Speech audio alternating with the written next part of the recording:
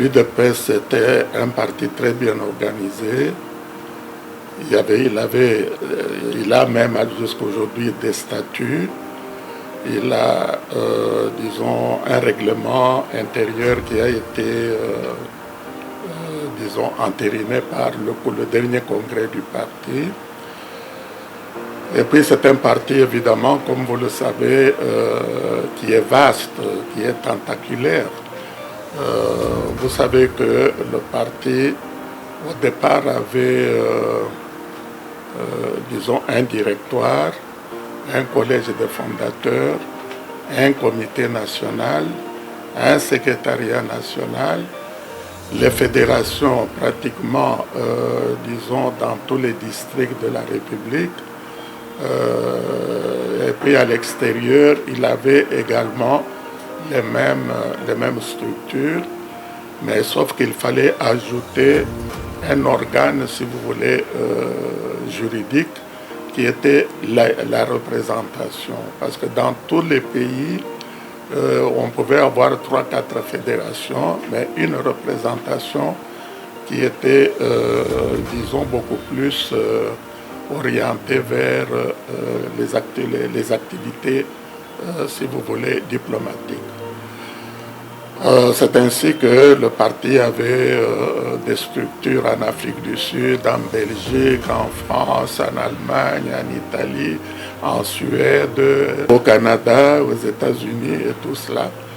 Et je peux vous dire que c'est un parti qui était pratiquement, disons, un modèle unique parce que je ne connais pas dans l'histoire de l'organisation politique un seul parti politique qui avait des organisations pratiquement, disons, dans le monde entier. Donc c'est pour vous dire que l'UDPS gérait énormément de personnel, énormément de problèmes, raison pour laquelle dans les statuts, il est prévu, disons, un article qui parle des sanctions, c'est-à-dire les sanctions disciplinaires. Et dans les sanctions disciplinaires, bien sûr, l'exclusion, disons, est prévue comme étant évidemment une mesure extrême, c'est-à-dire ne peut être infligée que dans des cas exceptionnels, c'est-à-dire des cas, je ne dis pas de haute trahison, mais en tout cas, disons, des cas gravissimes. Je peux vous montrer un exemple, celui que le directoire et le collège des fondateurs avaient pris le 22 mars 1996 à l'égard évidemment de quelqu'un que je ne vais pas citer ici, mais qui était quand même, disons, arrivé jusqu'au niveau de la présidence du parti.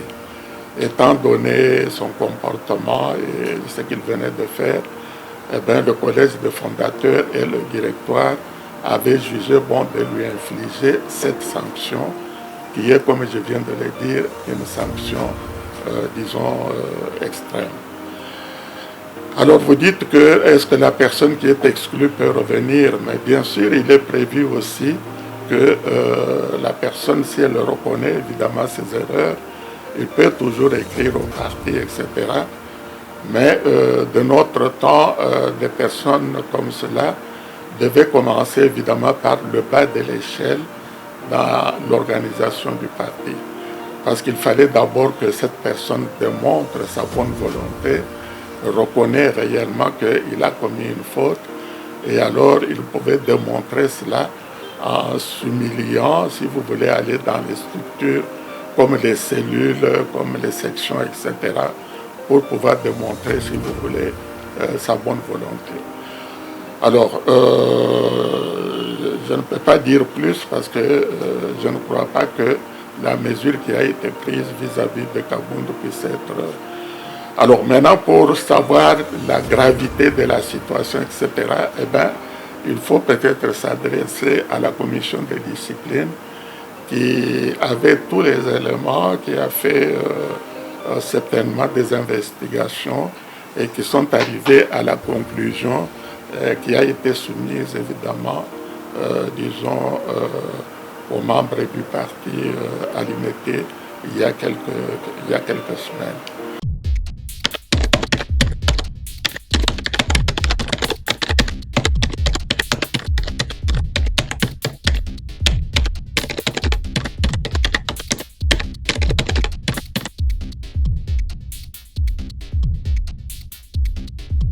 Bon, dire que l'UDPS était opposé à la révision constitutionnelle, tout dépend de quel article il s'agit, de quelle clause il s'agit. On ne peut pas dire que, disons, la Constitution telle qu'elle existe aujourd'hui, c'est une œuvre humaine. Et toute œuvre humaine, évidemment, ne peut pas être parfaite. Et puis la situation du pays peut être dynamique, il peut y avoir, si vous voulez, des problèmes exceptionnels qui peuvent pousser, évidemment, les législateurs à regarder de près toutes les clauses de la Constitution. Alors, pour ce qui est de la proposition du professeur Mbata, bon, il est député national. Il faut peut-être lui poser des questions. Qu'est-ce qui motive, si vous voulez, cette position? Mais pour ce qui est de la Constitution à l'heure actuelle, je crois que le mandat du président de la République est fixé à 5 ans. Et que si maintenant les législateurs estiment qu'il faut les changer, encore faut-il évidemment arriver à la majorité qui est recommandée évidemment dans le cas d'espèce.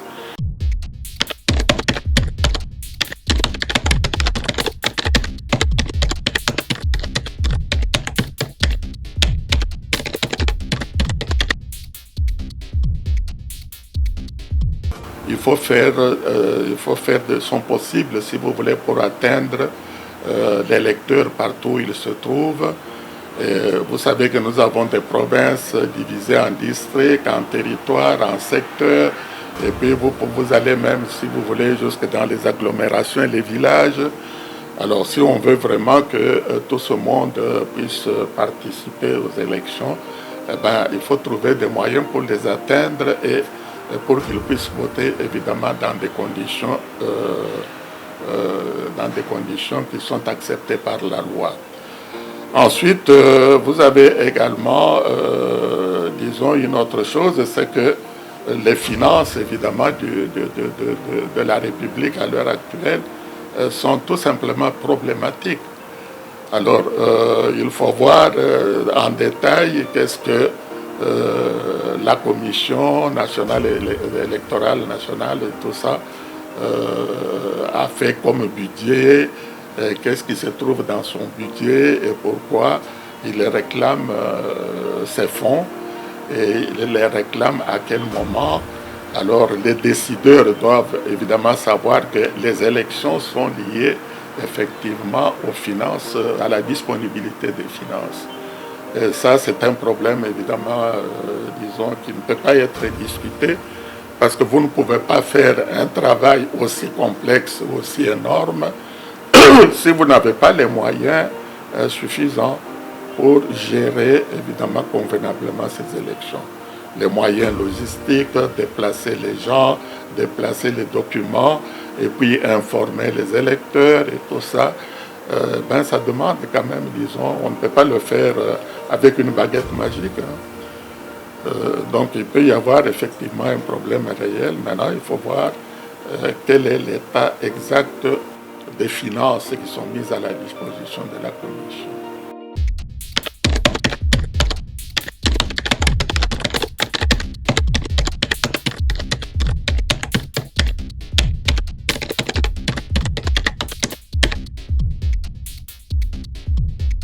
Eh bien, ça démontre tout simplement que ce qui se dit, ce qui se passe spécialement dans les réseaux sociaux, les réseaux sociaux sont devenus actuellement un véritable fléau, si vous voulez, pour la vérité, pour l'information, pour la communication.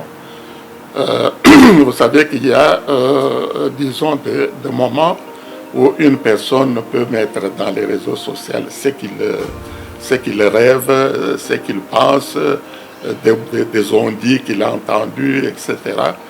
Alors, tout ça, ça démontre aussi un peu notre niveau des Congolais, n'est-ce pas, à apprécier les informations que l'on reçoit.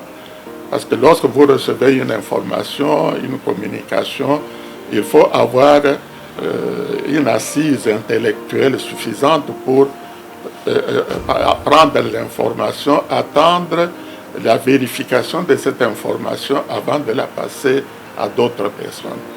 Ici, nous savons qu'avec tout ce qui se passe dans nos réseaux sociaux, disons ce qui se passe dans les bus, ce qui se passe dans la rue, eh bien, une communication qui arrive est traitée avec beaucoup de légèreté et parfois on oublie que cette communication, cette information que vous donnez aux autres, eh bien, ça peut les amener évidemment à penser ou à croire à des choses évidemment qui peuvent créer des problèmes. Pour ce qui est des politiciens, eh bien, les politiciens, je crois qu'ils sont, je ne dis pas qu'ils sont immunisés contre tous ces faux bruits, etc. Mais on ne peut pas faire la politique sans accepter évidemment tous ces faux bruits autour de la personne, parce que n'importe qui peut à n'importe quel moment monter n'importe quelle information. Et alors, on doit prendre les choses telles qu'elles sont.